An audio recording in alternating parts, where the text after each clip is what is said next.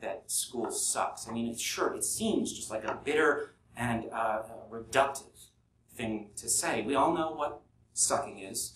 And it's just kind of become this pejorative adjective that gets attached to things that we don't like. But in reality, like I've said many times before, and I'll repeat here again, the best attributes that we have as human beings that lead to happiness and satisfaction and success are creativity, optimism, curiosity, and individuality. And that stuff is all there when we're 4 and 5 and 6. And when we're 18, for too many of us, it has vanished, or it is in some kind of deep remission. That's number one. And of course, number two is that school, public education, government education sucks off the productive capacity of any community where they put the school. There are no refunds. There's no, if you send your kid there and the kid doesn't get an education, which means they're, that's pretty standard, that's what happens, there's no refund. You're not getting anything back. And like I said, I just don't want people to retreat from that sentiment, young people, without recognizing how much truth and how much power it has. And I had a pretty satisfying conversation with a young man last week on Skype. We were recording a little roundtable, a student named Michael out in Illinois. And he was telling me the story that happened to him in school recently, where he had some kind of an altercation with one of his teachers. So he fled from that scene and went to the computer lab of the school. And just in frustration and anger, he sat down at one of the computers and he opened up Google and he put in the phrase "school sucks." And that was how he found the show, and then he listened to every episode. So if that same scenario, unfortunate as it is, happens to a million more kids, we're in business, right? And he told all his friends about it. And I actually contacted him because I saw him come up on the Facebook page, and they labeled their high school in Illinois, and 30 people from that school came up. So I think that school sucks thing, that idea seems to be working so far, and I hope it continues. It obviously needs to happen a lot more, but it's a good indication that we're getting there. So far I've covered, first of all, these connections, this community of sharing ideas, bouncing off ideas, getting encouragement, and I think that this place where we all are right now is just a super example of that, the Liberty Forum. And I've also talked about my experience a little bit of the discouragement that I've encountered from dealing with statists. But I really believe that we really can't overlook the fact that while we're at the Liberty Forum and we're encouraging each other and we're sharing ideas and we're having a good time, that more than 9 out of every 10 people who are not here are statists. And we need to talk to them. I believe we really need to talk to them. We need to engage them. And I know the word libertarian covers a lot of things, and I know right now it's covering a lot more things than it should. But whether you are, if you're a voluntarist, I think you should be talking to minarchists. And I've never understood why voluntarists get so frustrated with minarchists, because my attitude is they're on their way for the most part. They're on their way. They're coming, or they get it. And I think minarchists should be talking to statists. And I'm not critical of minarchism because that's the bridge. I really see that that's the bridge, and I think that everybody needs to be engaging people who have different points of view.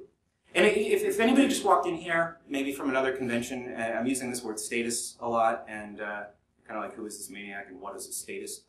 Statist is, I would define as a person who subscribes to a mythical belief that aggression, threats, and theft can be used to provide protection and services to the very same people that are the targets of that aggression. So that sounds pretty far-fetched, but it's actually pretty popular.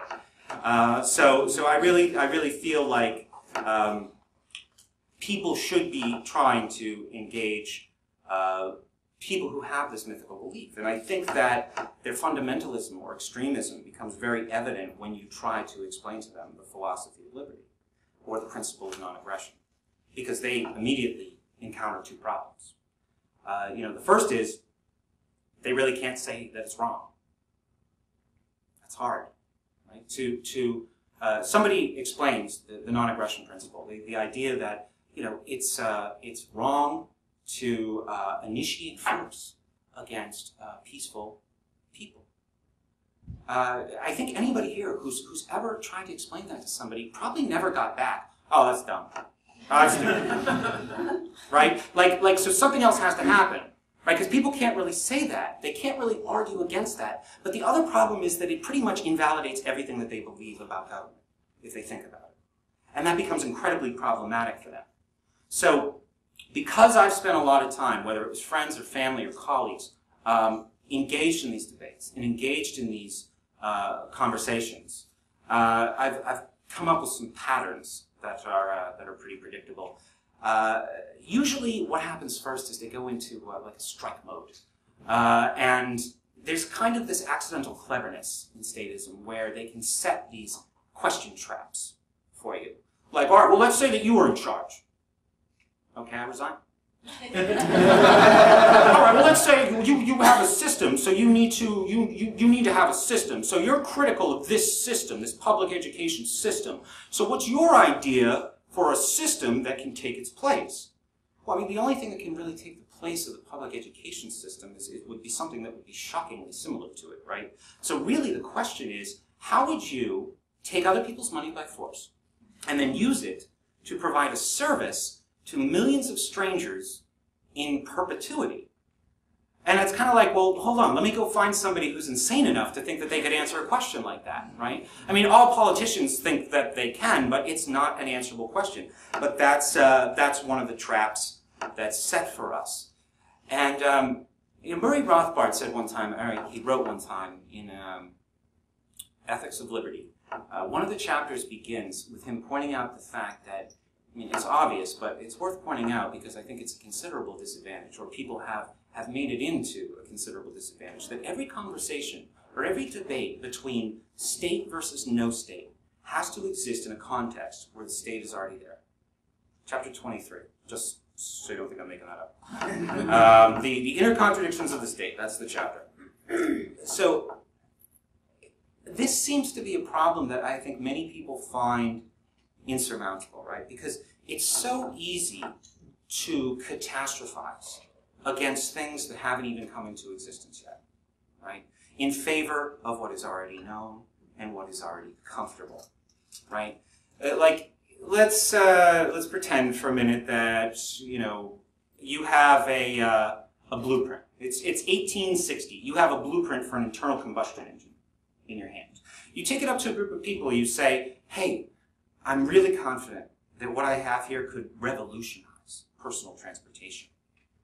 I can explain it to you how it works, soup to nuts, in 180 minutes."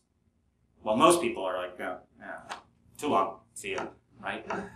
And you lose most of your audience. They want it in people like quick summaries. But let's pretend that whoever stays, whoever wants to continue this explanation of the internal combustion engine, this thing that will revolutionize transportation, the people who are staying are people who coincidentally invest about 50% of their income into the future of the horse-drawn carriage industry. Let's even pretend that they're forced to do it, because I don't know how that would happen, but let's just pretend that they're forced to do it. Okay, so they have this other problem where they have to make the horse-drawn carriage industry awesome in their head to deal with that conflict of the fact that they're forced to do it. So you lose even, this is just not a captive audience for this internal combustion engine demonstration. So whoever sits there and listens to this, at the end, I think the Q&A session would be extraordinarily difficult for the person giving the presentation. And you would get things like, "Well, gasoline, you want these things to run on gasoline? Where's gasoline going to come from? And what if you were out driving in the middle of nowhere and you ran out of gasoline and you'd be stranded? Then what would you do? And why would you want to mess around with a flammable liquid when horses work just fine? And where are we going to get gasoline? Hay is what the horses eat, and that grows